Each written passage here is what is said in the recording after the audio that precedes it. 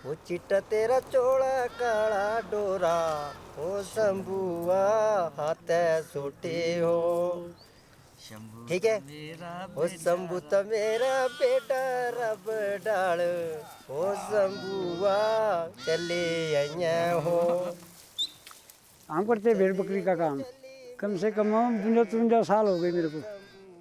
ओ बेटा ले जाते हैं आप अपने पहाड़िया बिच। परेशानी बहुत होती है, लकड़ी वहाँ नहीं मिलती है, मिंगनों से हमने खाना बनाना है। ऐसा कि अब भेड़ बकरी के लिए भी पीछे कोई शहरी पड़ गई है, वहाँ भी तंगदारी है, माल के लिए चुगने के लिए भी है, हर चीज़ की अब तंगदारी है। खुश होना पड़ना जी, क्या करना, डंडे लेके माल चुगवाना पड़ता है, सब कुछ करना पड़ता है। पहले करते थे ना हमारे बापू वगैरह दादा वगैरह करते थे इस काम को, अब तो हमारे तक है, इससे आगे कोई नहीं कर सकते है की बात लगी।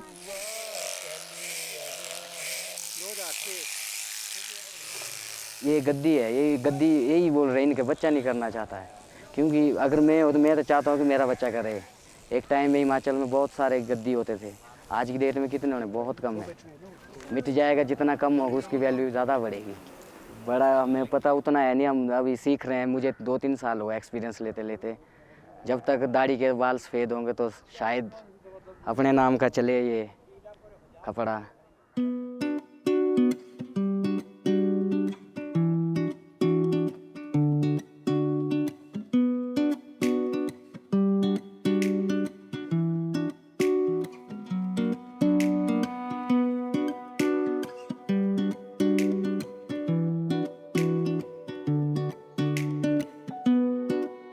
मैं वूल नीटर में ट्रेनर के तौर पर हूँ। मैं क्रोशिया सिखाती हूँ लेडीज़ को, तो मुझे ये काम सिखाते हुए लेडीज़ों को बहुत अच्छा लगता है।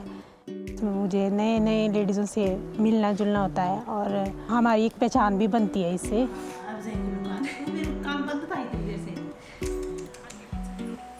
मुझे बहुत अच्छा लगा इससे जुड़ के। तो अभी लगभग मुझे 1 साल हुई है ये काम सिखाते सिखाते। आज तक मैंने 200-300 लेडीज़ को सिखाया हुआ है काम। उनको पता ही नहीं था कि क्राफ्ट क्या चीज़ है, मतलब कि क्रोशिया के बारे में बिल्कुल जानकारी नहीं थी, उन्होंने क्रोशिया देखा भी नहीं था। मैंने उन लेडीज़ को सिखाया है। ट्रेनिंग के बाद घर से ही काम कर रही है वो लेडीज़ें, तो वो बच्चे के साथ घर से नहीं निकल पाती है। सेंटर से धागा लेके जाते हैं, घर का काम भी हो जाता है और साथ साथ में फिर वो ये सीख भी पाती है और उनको मज़ा आता है ये नई नई चीज़ें बनाने में, जो भी उनको दिया जाता है सेंटर से, तो वो बना के लाती हैं।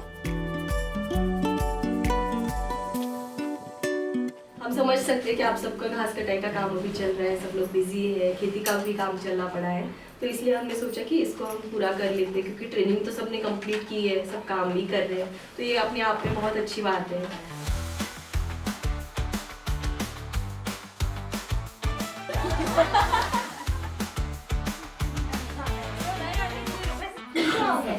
ये ब्राउन था 70 अभी आपने ये सीखना शुरू किया, सीखना शुरू क्या रीजन है? इंटरेस्ट था। तो हम गांव में रहकर भी एक दूसरे को जानते भी नहीं थे। जब से यहाँ ट्रेनिंग पे आए तब से हम एक दूसरे को जानने भी लगे कि हाँ ये भी है हमारे गांव में। मेरे को क्रोशे चलानी भी नहीं आती थी, मैंने भी बहुत स्टार्टिंग से स्टार्ट किया है। शुरू में तो हमारा ऐसे धागे भी नहीं जाते थे, उसमें बहुत मतलब आराम आराम से करते थे। अब थोड़ी स्पीड आ गई हाथ में और टॉय वगैरह भी बनाने स्टार्ट कर दिए हम लोगों ने। ये नीचे वाला फूल सबसे बड़ा है, फिर छोटा छोटा छोटा होते हुए ये लास्ट में 3 कलियाँ आएंगी। तो जब आप फूल बनाओगे तो आप इस तरह से बनाना। सीनियर डिज़ाइनर वो हमारे को डिज़ाइन करके देते हैं, मुझे उसको देख देख के मेजरमेंट के साथ हम सैंपल बनाते हैं उसको। टॉयज़ में अगर बनाना है कहाँ पे उसके सींग लगने हैं और किस तरह से होंगे, ऐसे मुड़े हुए और सीधे हो, छोटी छोटी चीज़ें ऐसी होती है टॉयज़ में। जैसे उसकी आइज़ है तो वो प्रॉपर सही दिखनी चाहिए, उसको ऊपर नीचे थोड़ा सा भी लगाया ना तो वो बिल्कुल भद्दा सा दिखने लगता है।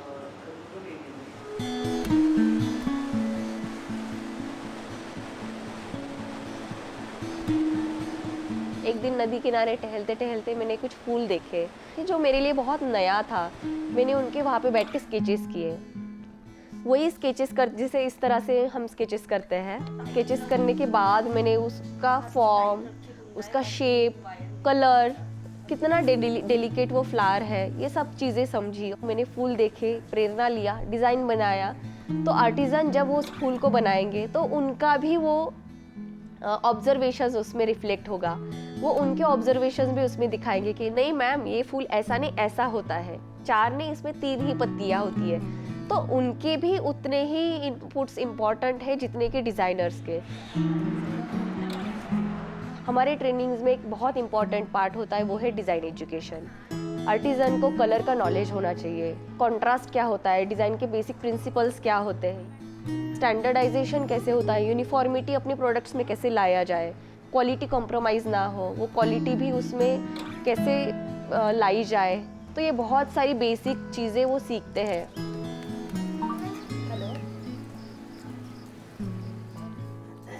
मैं बहुत खुश हूँ क्योंकि हमारे साथ बहुत सारी यंग आर्टिज़न जुड़ी हुई है। जैसे डोलमा हमारे साथ जुड़ी हुई थी लास्ट ईयर, उन्होंने ये ट्रेनिंग कंप्लीट की थी जो हम यहाँ पे हमेशा कंडक्ट करते हैं। ट्रेनिंग कंप्लीट करने के बाद डोलमा ने चूज़ किया कि वो घर से काम नहीं करेगी, तो डोलमा ने हमेशा से ही वुल लीटर्स में आके हमारे क्लासरूम में रह के काम करना चूज़ किया। उनका काम में इतना बढ़ोतरी हुआ कि उनको हमने as a master trainer Janjeli हम उनको ले गए। जब मैं 5वीं में पढ़ती थी तो मेरे पापा चले गए, तो उसके बाद फिर मेरी मम्मी जो है वो अपने मतलब मेरे नाना के घर पे रहते थे ना, तो फिर उसकी वजह से फिर मेरे को अकेले ही रहना पड़ता था भाई भाभी के साथ। तो फिर वैसे पहले मैंने +2 की, तो उसके बाद सोच रही थी कि क्या करना है। फिर ये आए थे, इन्होंने कहा कि हमारे यहाँ ट्रेनिंग हो रही है तो आप ज्वाइन हो जाओ। उन्होंने अच्छे से ही सिखाया और फिर धीरे धीरे हमारे को अच्छा लगने लगा यहाँ पे आके। ऊपर नीचे चल जाएगा, अच्छे बने, वेरी गुड। इसको कंप्लीट कर देंगे अभी ना। पहले तो हमारे को निटिंग ही सिखाई थी, तो फिर मैम क्रोशे करते थे, तो मैं सोच रही थी ये क्या बनाते रहते हैं, तो फिर मैं सिखाया हमारे को। अभी तो मैं बनाती हूँ और दूसरों को ट्रेनिंग भी देती हूँ। बाकी सब ठीक है इसका। ऐसा होता है ना कि खुद सीखना आसान होता है और सिखाना बहुत ही मुश्किल। फर्स्ट टाइम में ऐसा होता है कि नई जगह और नए लोगों से मिलना बहुत मुश्किल होता है। पहले उनके बारे में जानना, फिर पहले उनसे मिलजुल किया और उसके बाद थोड़ी बातें, उसके बाद काम भी बताया उनको। अच्छा ही लगा मुझे फर्स्ट टाइम किया था।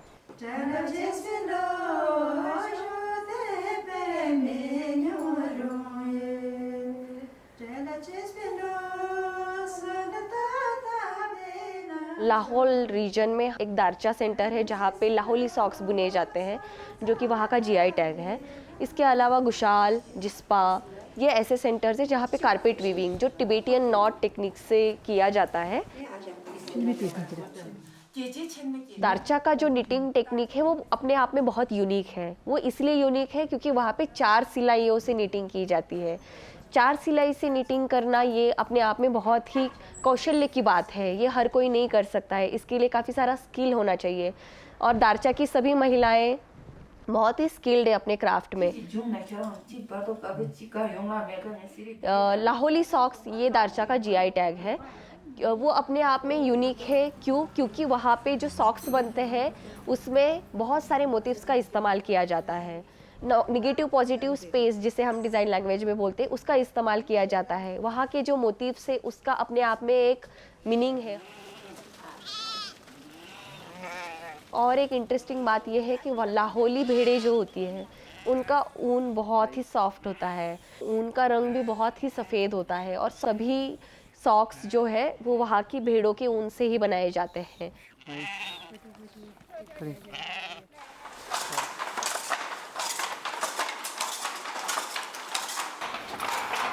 So as part of the project, what we've been doing here is that we are training about 600 members with the intent that a value chain around wool can be created such that the stakeholders around it, which are the shepherds, weavers and the consumers and the spinners, all of these 4 components can be linked together The other big part of the project and the scope is to ensure that long-term livelihoods are also created along the process. Another key component of the project is the cross-generational skill transfer.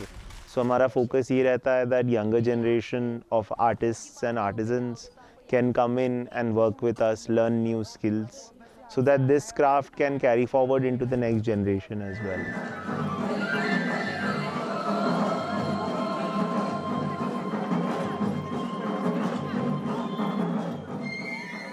So Woolknitters has a pre-existing wholesale network.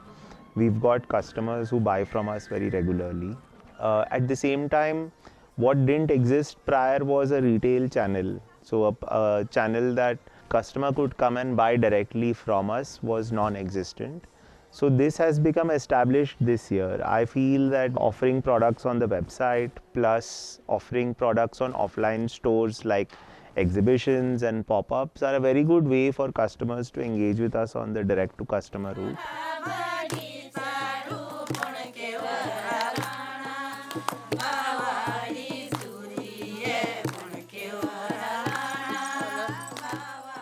हमारा जो वूलनेटर्स का परिवार है, हम लोग मिलके करीब 250-300 औरतें हैं जो मिलके काम करती हैं। जो हमने शुरुआत में हम 4 औरतें थी, तो आज 250 का परिवार होना बहुत बड़ी बात होती है।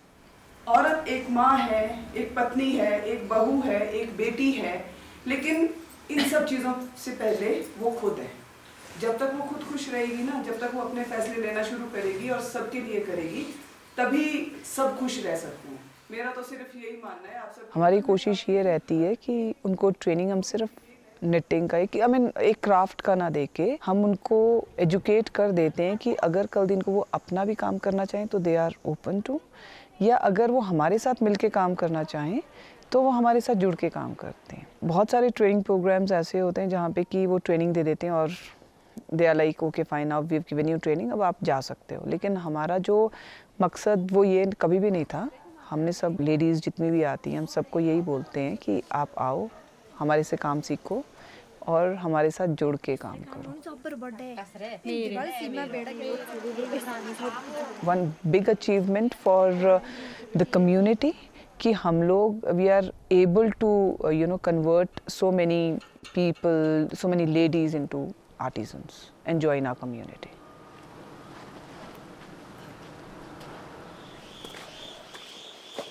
I think without the community we are nothing. ये community centered program है। यहाँ community के बगैर हम कोई काम नहीं कर सकते। तो I think कि जो भी हमारी successes हैं, that is only possible because we've been connected with the community, because we work with the community.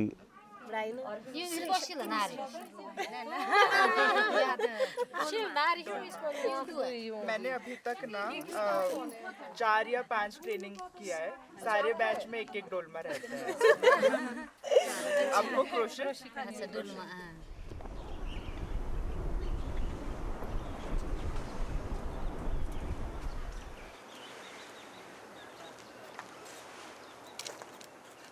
मैं पहले से करती रहती थी काम अपना पर्सनली, तो मैंने खुद से ही सीखा, खुद से बनाकर मैं इसको सेल करती थी। अपने गांव से कुछ 5-6 किलोमीटर दूरी पे हमारा मंदिर है, वहाँ पे ना पहले शुरुआत में मेरे को काफ़ी दिक्कतें आई वहाँ पे रहने की। तो मुझे जगह देने में वो थोड़े कतरा गए थे कि हम ये हमारा एरिया है, कहीं और जगह से आप यहाँ पे नहीं लगा सकते शॉप। तो मैंने माता रानी से प्रे की कि मेरे को यहाँ पे जगह मिले। तो मेरा सच में माता रानी ने सुन ली। तो मैंने रख दिए फिर वहाँ पे सामान अपना। आज तक जो भी काम करती हूँ ना, तो मेरे लिए एक सच में उनकी एक ब्लेसिंग है मेरे ऊपर की।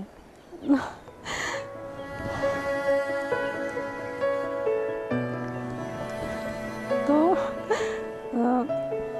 मुझे ये फील होता है जैसे कि ना, जैसे उनका साथ मेरे ऊपर है जैसे कि। तो जो भी मैं स्ट्रगल करती हूँ तो उनका साथ मेरे ऊपर हमेशा एक साए के जैसा।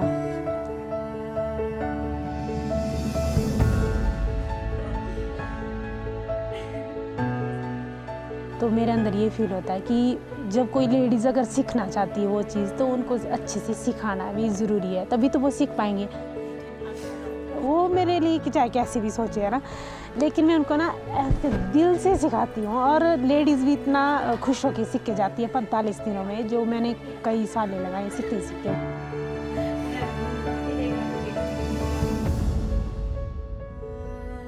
जो मेरी दीदी है ना, वो मुझे बहुत सपोर्ट करते हैं। वो बोलता है जाओ, जो होगा मैं हूँ पीछे। मतलब अच्छा लगता है बाहर निकल के नए नए लोगों से मिलना। ऐसा लगता है ना कि हमारी प्रॉब्लम बड़ी है, पर नहीं, जब हम बाहर निकलते हैं ना, हम देखते हैं कि हमारे से भी ज़्यादा किसी को प्रॉब्लम होती है और वो फिर भी स्ट्रगल करते हैं। तो मुझे आज़ाद पंछी की तरह लग रहा था कि हाँ, मैं आसमान में उड़ने वाली हूँ। तो मैं सेल्फ डिपेंड हूँ। आपके साथ की महिलाओं को सेल्फ डिपेंडेंट होना चाहिए? हाँ जी, होना चाहिए उनको तो क्यों होना मेरे हिसाब से, ताकि वो अपनी एक पहचान बना सके बाहर जाके। आपको इन पहाड़ों को देख के क्या अच्छा लगता है? आप क्या करना, पहाड़ तो देख के हमारे चला गया क्या पहाड़। तब से चला गया मेरा दांत सारा में। आप बोलते दांत कहाँ गया।